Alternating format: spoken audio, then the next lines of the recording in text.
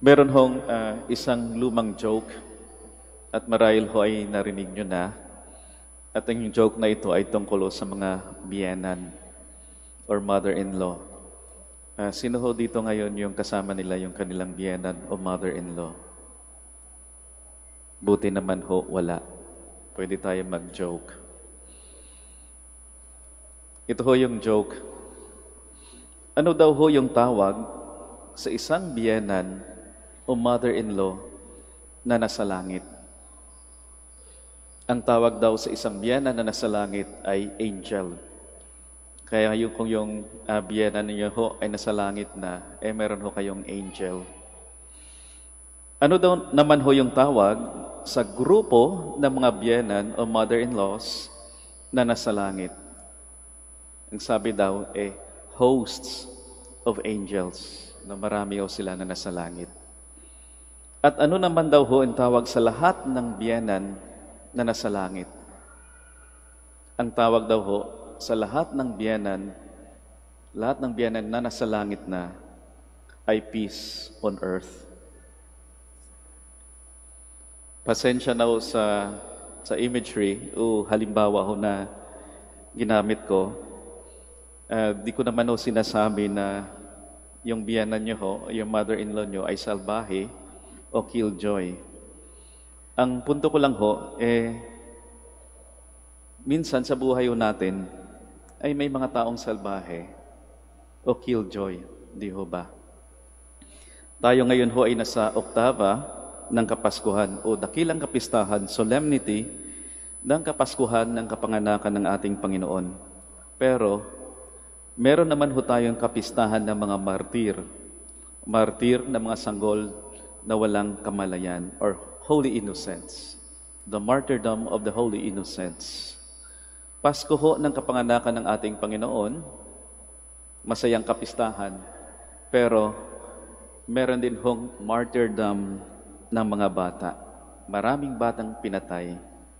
At tila killjoy ho yung ating kapistahan sa araw na ito. At marahil nagtataka tayo, bakit meron pang kapistahan ng Holy Innocents sa octave ng Christmas? Palaisipan din ho sa akin. At naisip ko lang ho na sagot, siguro, nais lang ho ipakita ng ating simbahan na minsan yung ating kagalakan ho ay maaring mahaluan ng kalungkutan. Maaring mahaluan ng kalungkutan.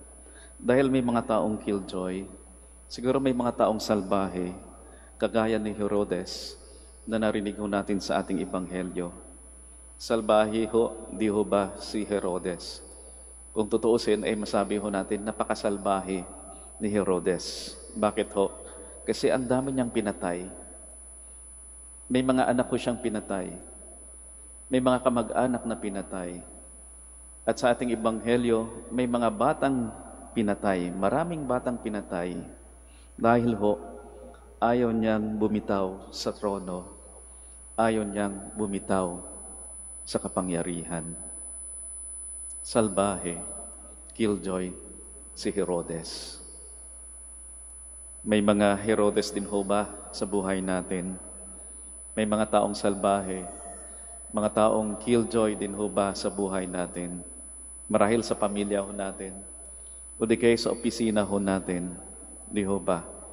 Na minsan ay sinaktan tayo, na minsan niloko ho tayo, o marahil minsan ay nilapastangan ho tayo. Meron ho bang mga Herodes sa buhay natin? Kung meron hong mga Herodes sa buhay natin, magandang itanong, ano naman ho yung gagawin natin? Kung merong Herodes sa buhay natin, salbahe or killjoy, ano po yung gagawin natin? Isang advice ho narinig ko, nagaling din ho sa isang pare, sabi niya, kung may mga salbahe sa buhay mo, smile ka lang. Pag nakita mo raw doon yung taong salbahe sa buhay mo, ngitian mo lang, smile lang. Smile ka lang sa kanya at sabay sabi sa sarili mo, mamamatay ka rin. Of course, hindi ho magandang advice yan. Pero naalala ko ho, bago ko ma-ordain, tandang-tanda ko yung advice nung pare sa akin. Sabi niya, dapat sa ordination mo, masaya ka. Enjoy mo yung ordination mo. Pero, sabi niya, pagkatapos ng ordination mo, dapat klaro din sa'yo na magsisimula na rin yung crucifixion mo. Katatapos na lang ng ordination mo, magsisimula na yung crucifixion mo. May mga tao ding magpapahirap sa'yo. At kapag merong mga taong magpapahirap sa'yo, 3 bagay lang dapat yung gawin mo. Una, dapat alam mo yung pagkakaiba ng tinatawag na problema at inconvenience. You should be wise enough to know the difference between problem and inconvenience. At sabi niya, ang problema, may solusyon yan at kaya mong ayusin. Pero yung inconvenience, di mo kaya. At marunong ka lang tumanggap. Marunong kang magtiis. At iwasan mo na lang. Know the difference between a problem and inconvenience. Mahirap po pag binaliktad natin yung dalawa. Kapag yung problema ay ginawa natin inconvenience, problema din ho yan. Kapag yung inconvenience ginawa ho nating problema, pilit natin na gawang solusyon, mahirap din ho yan. We should know the difference between a problem and an inconvenience. Sabi nga ng pare sa akin, life skill yan. Pag natutunan mo, kahit pa paano, gagaan ng konti yung buhay mo. Know the difference between a problem and an inconvenience. At pangalawa, sabi niya, dapat marunong kang magpatawad. Say no to hurt. Stop the hurt. Do not allow others to take away your happiness. Have another beginning. Huwag kang matakot na magsimula muli. Paulit-ulit. Don't be afraid of new beginnings.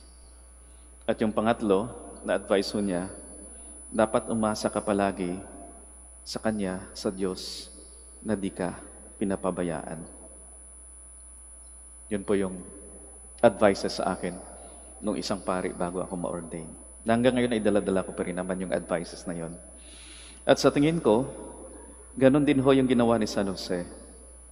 Nakita ho ni San Jose yung sitwasyon nila ng pamilya niya, yung banal na pamilya, bilang isang inconvenience. Kaya umiwas ho muna, pumunta ng Ehipto, at bumalik din ho sa Israel. Nagsimula muli, at higit sa lahat, palaging tumatalima sa payo ng anghel, palaging tumatalima sa kalooban ng Diyos. Minsan ho ba may mga Herodes din sa buhay natin? Kung meron man ho, sana ho, huwag mawala sa atin yung tatlong to.